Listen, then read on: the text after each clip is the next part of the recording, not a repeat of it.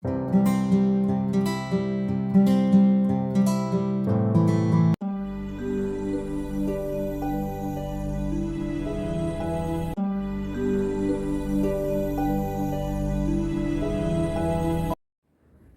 paz de Cristo, meu amigo, meu irmão.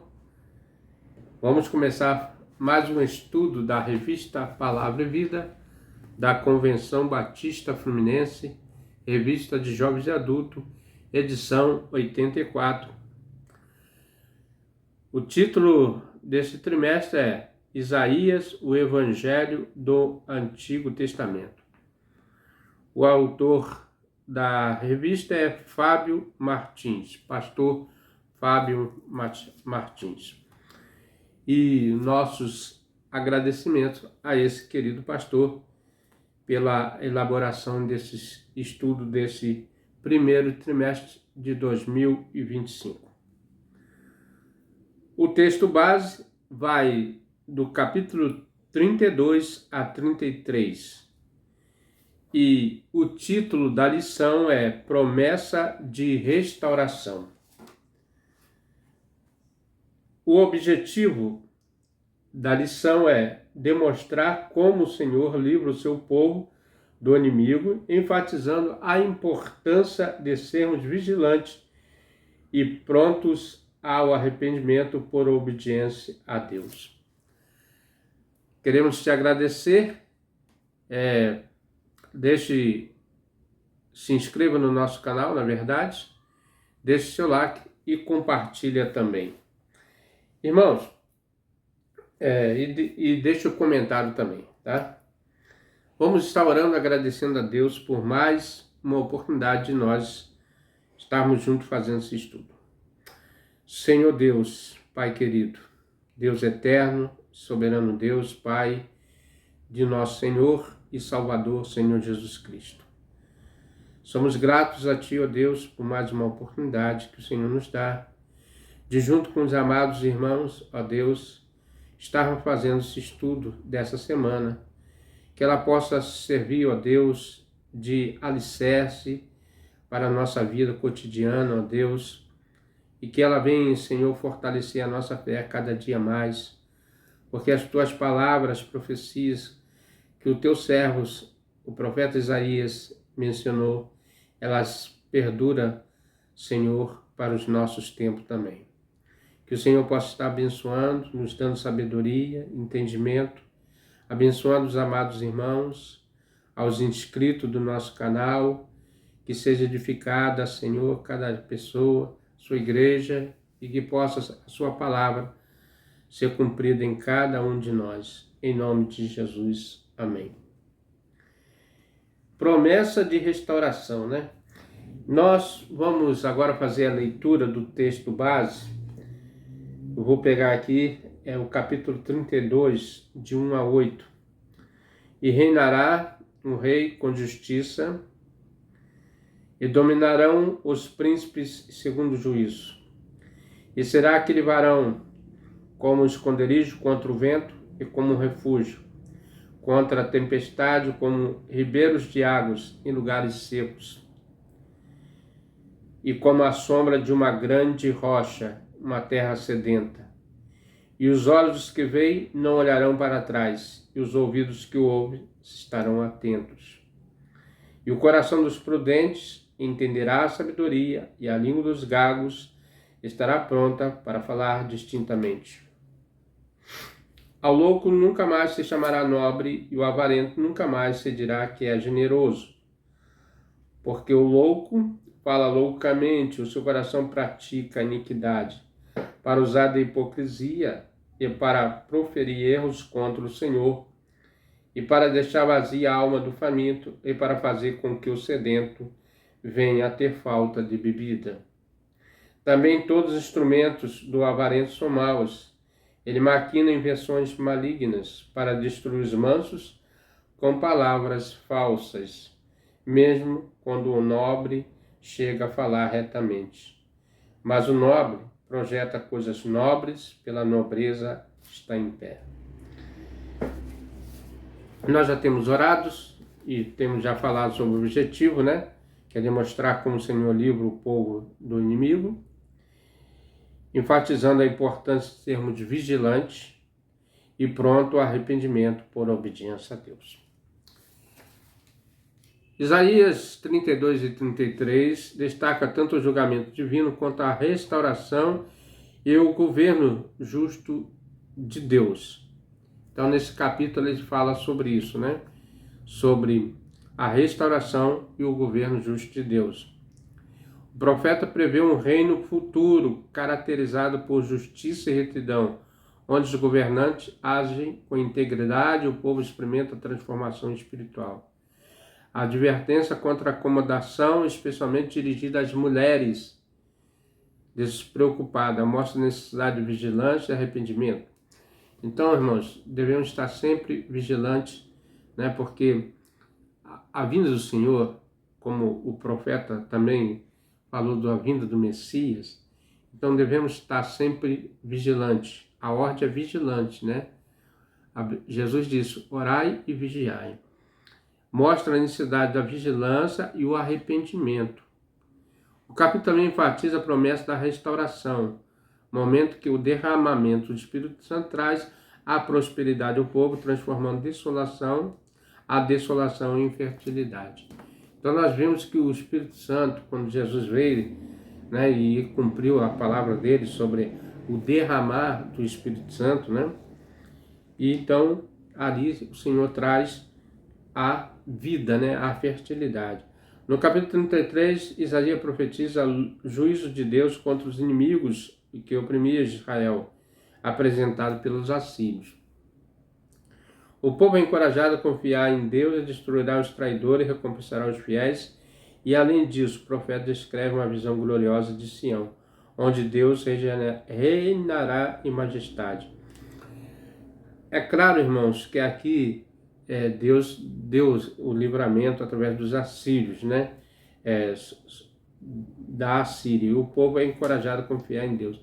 Hoje, nós somos encorajados na esperança que Jesus Cristo retorne a esse mundo e cumpra a sua palavra de restauração de todas as coisas, né?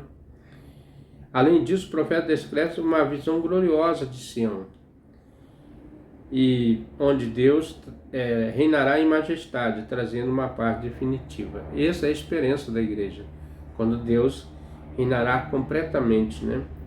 Esses capítulos resultam em justiça ao Senhor, a necessidade do arrependimento e a esperança de um futuro sobre o governo divino. Então, devemos nos arrepender dos nossos erros, dos nossos pecados, né? Para que Deus possa, assim, trazer justiça sobre nós. O primeiro tópico aqui é o reinado do justo rei. Nesse capítulo 32, de 1 a 8, ele está falando exatamente do reinado do Senhor, né? Isaías anuncia a esperança mesmo em todos os ais, angústia. O Senhor um dia iria levantar um justo rei na vinda e renovaria a sociedade. Outros líderes seguiriam o seu exemplo e traria bênção sobre toda a terra. Em contraste com a liderança condenada do capítulo 28, Isaías revela como o rei messiânico governará com justiça e retidão. Porque nós afirmamos que é o reino de Jesus, porque é um reino messiânico, né? E governará com justiça e retidão. Muito pouco hoje governa com justiça e com retidão, mas somente o reino do Senhor trará essa esperança, além de implementar medidas que trarão ao povo refrigério e refúgio. Também em oposição aos gagos espirituais do capítulo 29, 9 e 14, né? 29, capítulo 29, 9 a 14. Tardai, maravilhai-vos e folgai-vos, chamai bêbados, então estão, mas não de vinho, mas de titubeando, mas não de bebida forte, porque o Senhor derramou sobre vós um espírito de profundo sono, e fechou os vossos olhos, os profetas vendou os vossos líderes evidente.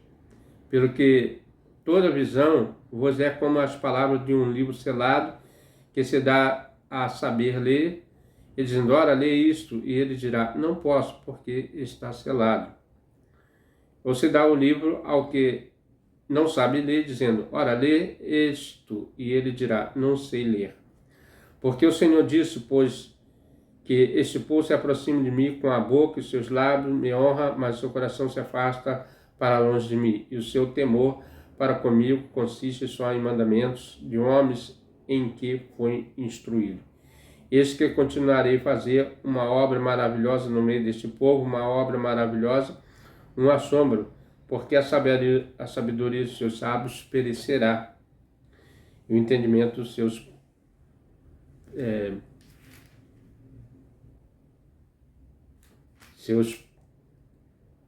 e a sabedoria dos seus sábios perecerá, o entendimento dos seus prudentes se esconderá.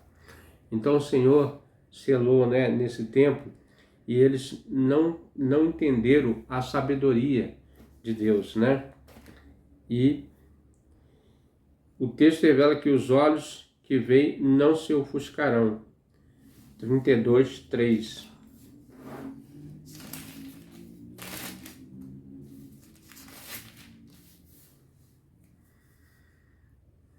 E os olhos que veem não olharão para trás, e os ouvidos que ouvem estarão atentos. Então o Senhor, Ele traz aqui conhecimento para aquelas pessoas que querem a obediência, né? Vale observar que o reinado do rei justo influenciará outros governantes ao redor, que estarão sob sua autoridade. Então, através do governo de Jesus, outros seguirão o mesmo parecer. E esses líderes proporcionarão proteção e segurança ao povo, como um esconderijo contra o vento e um abrigo contra a tempestade. Os efeitos espirituais do reino do justo serão evidentes e haverá um despertar espiritual entre o povo. Isso simboliza a iluminação que vem ao coração quando a verdade de Deus é revelada, né? Quando o propósito de Deus é revelado para o povo, aí sim há uma verdade, uma iluminação ao coração do homem pecador. Por outro lado, temos a insensatez será desmascarada, né? 32, de 5, 8. A tolice e a impiedade saltarão aos olhos e se tornará mais evidente para todos. Então Deus vai trazer à tona todas as coisas, né? Há contraste traçado entre o comportamento dos tolos, que serão expostos em sua insensatez, e os generosos, que serão reconhecidos por sua bondade e retidão. Nos dias Isaías, como os nossos dias, pessoas comuns admiram os ricos famosos, e mesmo em caráter e conduta dessas celebridades não merece respeito. Porém, no reino não haverá tal engano, pois todos reconhecerão um homem mau e hipócrita.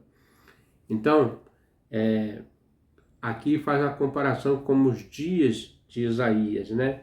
Que as pessoas admiravam os ricos e os nobres. Não é muito diferente dos nossos dias, né?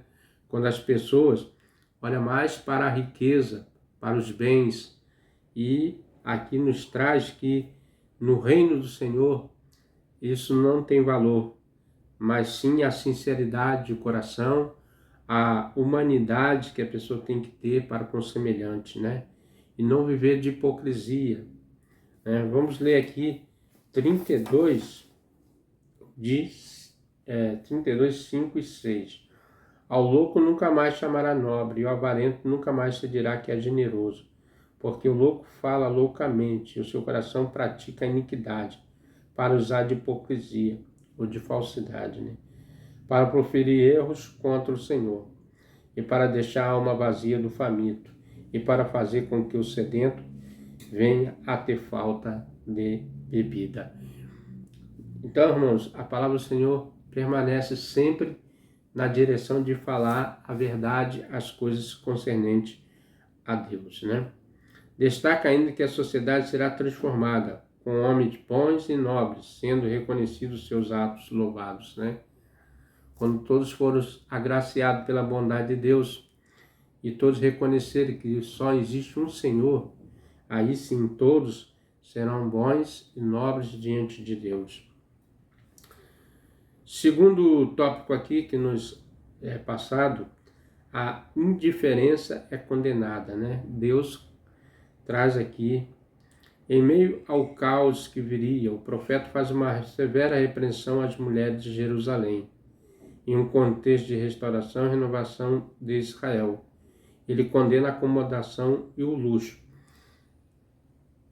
As pessoas não estavam se importando com o que Deus traria, porque eles estavam tão acostumados à vida dia a dia, que eles não paravam para refletir sobre a palavra de Deus.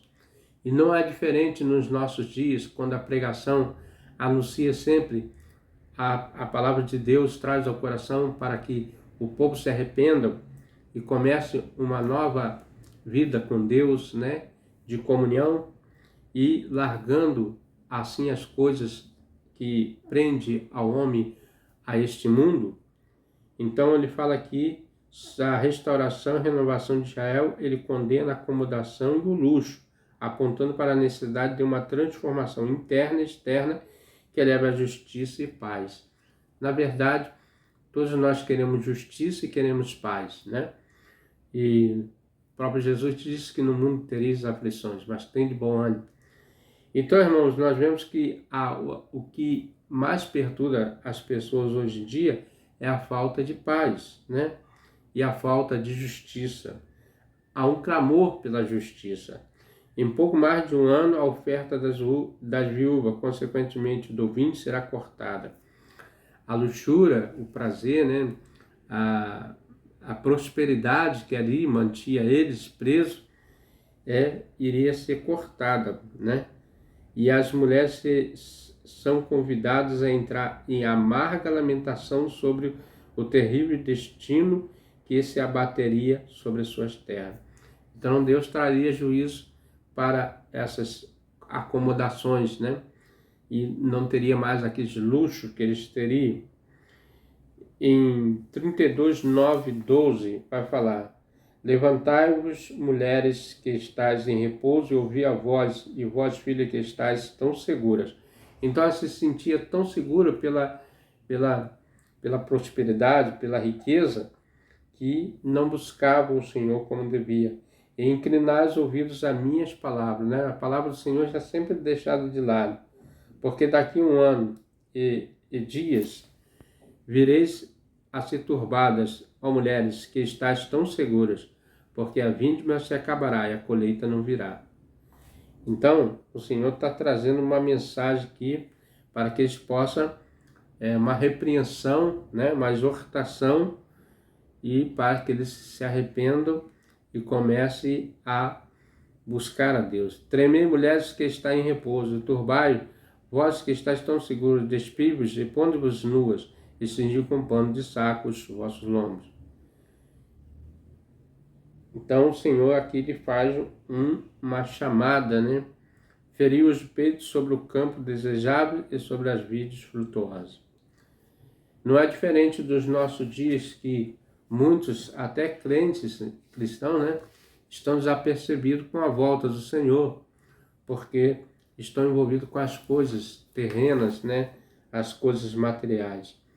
Mas a palavra sempre nos adverte que nós podemos estar preparados para a vinda do Senhor, e a qualquer momento o Senhor pode cumprir a sua palavra em nossos corações. O cenário seria de completo abandono e dificuldade, e espinheiro tomaria conta de tudo. Por que isso, irmão? Porque a promessa é que a Síria avançaria sobre Israel e despojaria eles todos das suas terras, né? Dos seus pertences. Em contrapartida, haveria uma renovação realizada pelo Espírito sobre a desolada Jerusalém. Então, o Senhor traria uma renovação espiritual sobre aquele povo, após o cativeiro que eles passariam. No capítulo 32, 15, 20, nós vamos ler agora. Até que derrame sobre vós o Espírito lá do alto, então o deserto se tornará em campo fértil, e o campo fértil será reputado por bosque. O juiz habitará no deserto, e a justiça morará no campo fértil. O efeito da justiça será paz, a operação da justiça, repouso e segurança para sempre, né? E o meu povo habitará em morada de paz, morada bem seguras, em lugares quietos de descanso.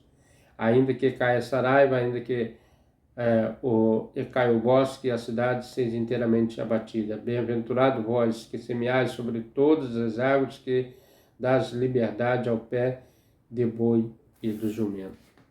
Nós sabemos que Jerusalém é a cidade de Salém, que também tem a cidade da paz, né? E Jesus Cristo é o Rei que traz a paz. E a cidade passaria por grandes turbulências, mas só quando o Espírito Santo, né, consolaria essa cidade. De 586 a 538 a.C., a terra de Judá permaneceu abandonada. Foi um tempo longo, né, irmão? A terra de Judá permaneceu abandonada. Sob a liderança de Esdras e Neemias, os povos pós-exilado, o templo foi reconstruído, a cidade foi restaurada em 445 a.C. Então, esses dois servos do Senhor foram levantados, Neemias, que era copeiro, e Esdras, que era escriba, começaram a reconstruir essa cidade. Os muros de Jerusalém foram reconstruídos, a cidade prosperou durante todo o período do intertestamentário. Todavia, durante a maior parte desse tempo, Jerusalém permaneceu sob o domínio de alguma potência estrangeira. Primeiro os persas, sempre ela subjugada a outras nações, né? Em seguida os gregos e finalmente os romanos. A glória de Shekinah já não residia no Santo dos Santos. Deus permaneceu em silêncio. A terra ficou sem a voz viva do profeta. Por essas razões, Jerusalém era conhecida deserta durante o período entre os testamentos. O derramamento do Espírito parece ser uma promessa condicional, a abertura do coração para Deus, a transformação moral da sociedade. O Espírito Santo veio para restaurar nos corações que estavam afastados da graça de Deus, e através de Jesus Cristo houve essa reconciliação com o derramamento do Espírito Santo. A renovação e a paz precisam ser concretizados se houvesse o reconhecimento da acomodação em que vivia, com arrependimento e conscientização do estado da terra. Justiça e retidão florescidas, a dependência de Deus para a renovação. Afinal, os esforços humanos são incapazes a face a obra que só o Senhor pode fazer. Então, só o Senhor poderia fazer essa restauração, como assim o é até hoje, né? É o mover do Espírito sobre a vida de um crente, que ele é restaurado. Então, falamos no primeiro tópico, o reinado do justo rei, e o segundo, a indiferença é condenada, né? Deus condena as pessoas que acham que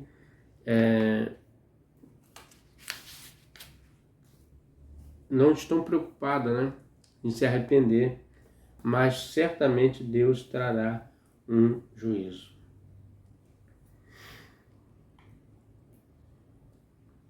Terceiro tópico agora é aflição e livramento.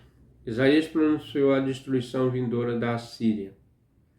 Os assírios acreditavam governar o mundo, mas eles apenas serviam de instrumento para Deus. Toda vez nós vemos que as pessoas, né, os reinos que foram levantados, foi levantado por Deus para trazer ensinamento para aquela nação que estava sendo subjugada, e a nação que estava subjugando, elas pensavam que era por elas. Não, é porque Deus levanta nações para trazer ensinamento para outras, né? E aqui a Síria foi a vara né, que devia trazer a correção a Israel. Mas a Síria também esqueceu que eles teriam também a vara do Senhor corrigindo eles. O governar o mundo, mas eles apenas serviam de instrumento para Deus. Depois que tivesse cumprido o propósito de Deus para eles, o Senhor faria cair. E como foi, né? No capítulo 33, versículo 1. Ai de ti, despojador, que não foste despojado e que ages perfeitamente contra os que não agiram perfeitamente contra ti. Acabando tu de despojar, serás despojado. E acabando tu de tratar perfeitamente, perfeitamente te tratarão. Aqui está falando da correção que seria trazida sobre a Síria, né? Que ela trouxe correção a Israel, mas ela esqueceu também que seria corrigida por Deus, né?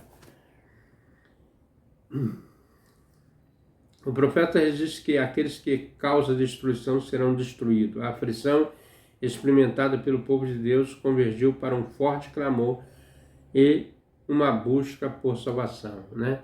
Então o povo passou a clamar por salvação. A Bíblia diz que Deus manda, clama a mim, responder-te-ei e anunciar-te-ei coisas grandes e firmes que não sabe. Nós temos um mecanismo que é a oração e devemos clamar a Deus e Deus estará sempre pronto para socorrer o seu povo. Aqui Israel fez esse clamor, né? E o Senhor socorreu. Deus convergiu para um forte clamor, uma busca para a salvação. 33, 2, 4. E o Senhor tem misericórdia de nós, por ti temos esperado. Institui no nosso braço cada manhã, como também a nossa salvação em tempos de tribulação. Ao ruído do tumulto fugirão povos, e a tua exaltação e as nações serão dispersas, né?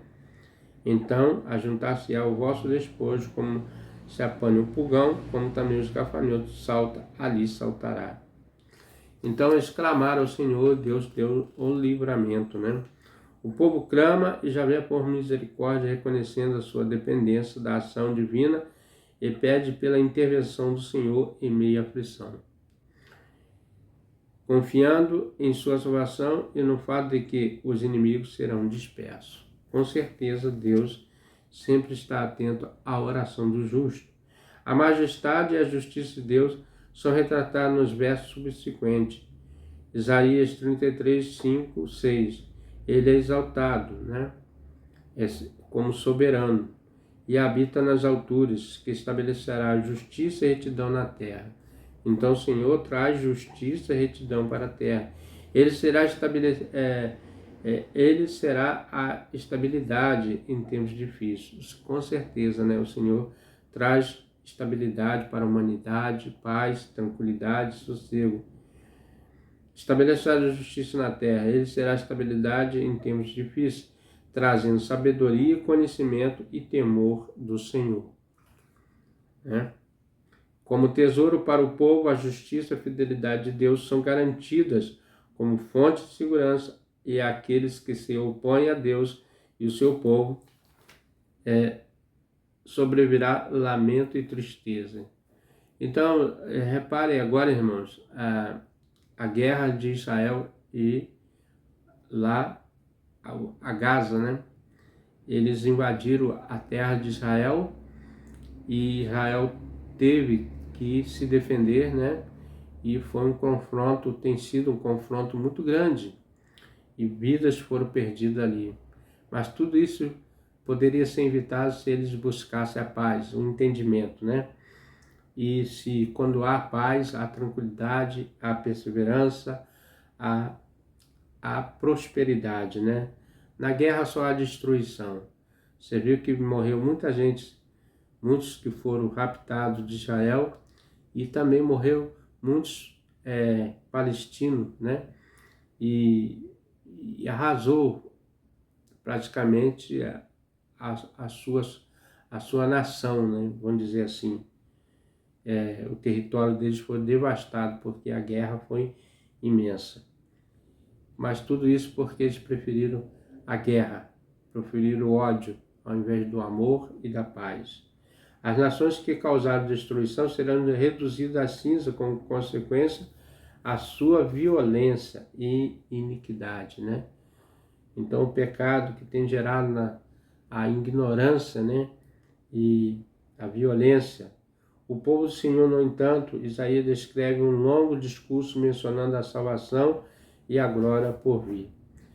Deus vai sempre abençoar o teu povo, né? Pelo cumprimento da tua palavra. Isaías 33, 13 e 24 diz assim, vamos ler aqui. E ouvi vozes que estás longe que eu tenho feito, e vozes que está vizinho, conheci o meu poder.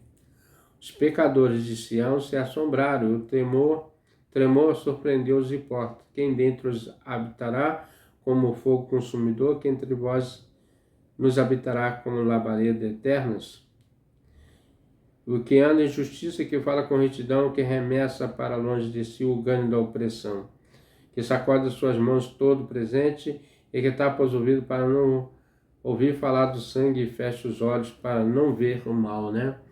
Você vê que Deus ele repreende, né, as nações que estão em guerra, que estão em opressão, que estão derramando sangue, né? E este habitará nas alturas fortaleza das rochas, e serão seu alto refúgio, e o seu pão lhe será dado, e suas águas serão certas. Os teus olhos verão o rei na sua formosura, e verão a terra que está longe. Teu coração considerará um assombro, dizendo, onde está o escrivão, onde está o pagador, onde está o que conta as torres? Não verás mais aquele povo cruel, povo de fala tão profunda, que não se pode perceber, e a língua tão estranha que não se pode entender. Olha para Sião, a cidade da nossa solenidade, os teus olhos verão Jerusalém, habitação quieta, tenda que não será derribada, cujas estacas nunca serão arrancadas e das suas cordas nenhuma se quebrará. Então Deus faz a promessa sobre Sião, né, sobre a cidade de Jerusalém, e que ela está firmada e nunca será arrancada, porque assim o Senhor disse na sua palavra. E nós temos visto que Jerusalém já foram reconstruídas sei quantas vezes, né? E ela permanece ali como inabalável, como a palavra do Senhor nos garante. As nações que causaram destruição serão reduzidas a cinza como consequência da sua violência e iniquidade. E o povo do Senhor, no entanto, Isaías escreve um longo discurso mencionando a salvação para a glória por vir. No capítulo termina com uma visão gloriosa do futuro para o povo de Deus. O que teme ao Senhor serão poupados e habitarão em segurança. Os justos verão o rei e sua beleza e viverão na cidade de Sião, onde não haverá mais enfermidade e os pecados do povo serão perdoados, né? Isso aqui já está falando numa escatologia, né? Na glória do Senhor, quando o Senhor estabelecer todas as coisas. No verso 33, no capítulo 33, verso 22, merece especial destaque. Afinal, Deus atirei eficazmente nos três poderes. Olha só, é interessante isso aqui, né? Nos três poderes. No judiciário, como justo juiz que julga com toda equidade. No legislativo, como legislador que regula a vida com suas leis e princípios. E como executivo, como rei e soberano, né? Aqui sim, irmãos, há uma, como é que se diz? Uma sincronia nos poderes, né? Não interferindo. Aqui realmente são harmônicos, né? Deus no centro da vontade, né? No judiciário, no legislativo e no executivo. Concluindo, os capítulos estudados nessa lição revelam o contraste que o juízo do Senhor sobre a corrupção, a promessa da restauração para os justos. Então, o Senhor está preparando essa nação, onde habitarão pessoas que não levarão para ali, não contaminarão aquela cidade, porque ali só vai entrar o justo, que serão restaurados, né? E não participa de corrupção. O estabelecimento do reino do Senhor em tempos do porvir se contrapõe à empatia, o estado letárgico em que muitos viviam e ainda experimentam hoje, né? Uma mensagem de grande esperança para nós. No entanto, é a ação do Espírito Santo de Deus em nossas vidas, nos convencendo do pecado, da justiça e do juízo. Então o Senhor, Ele trabalha com o seu Espírito Santo, nos convencendo dessas três coisas que nos condenam: do pecado, da justiça e do juízo. João 16:8.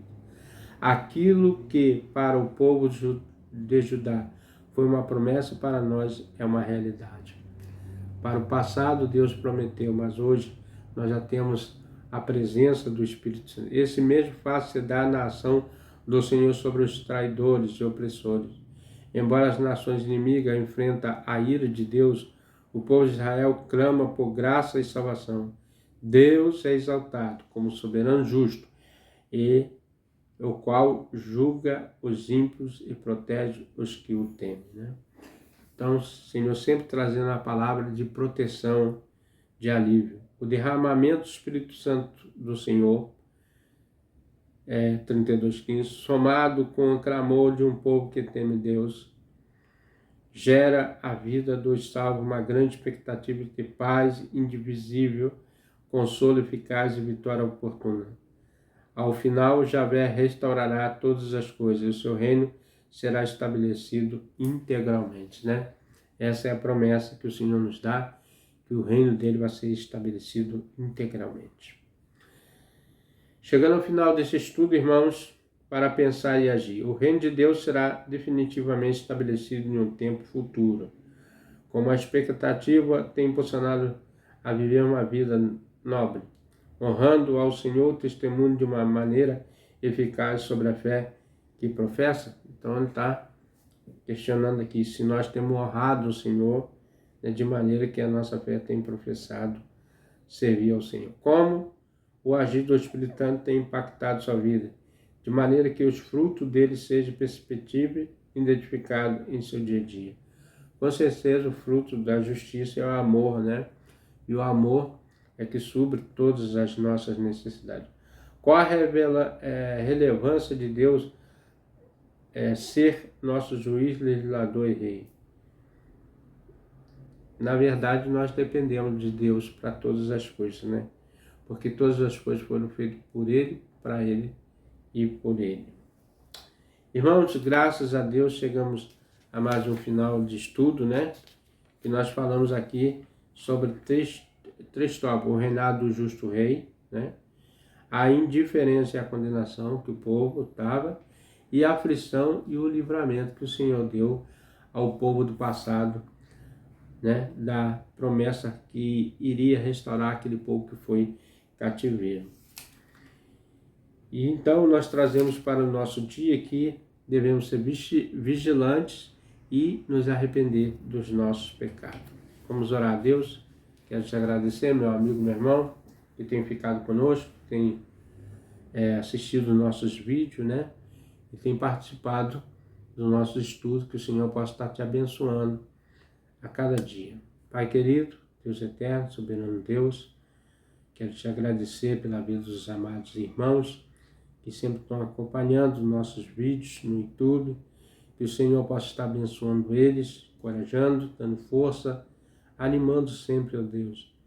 Que o Senhor possa estar guardando cada um deles, que o Senhor possa estar nos livrando, dando livramento de todo mal, que o Senhor possa estar abençoando em tudo. Dai graça, Senhor, por todas as coisas. Em nome de Jesus, amém.